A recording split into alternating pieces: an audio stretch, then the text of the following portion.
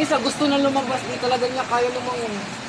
Yung babae? Yung lalaki, ayan o. Nagdadalawang isip siya, baka malunod siya eh. Kanina pa yan bumalik. Wala na, nagtakpa na yung ano, yung sa driver. Kita mo talagang kumataas yung tubig. Marami pa sa loob eh.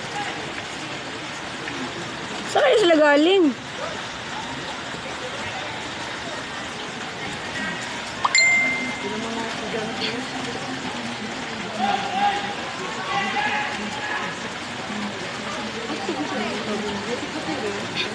Hindi.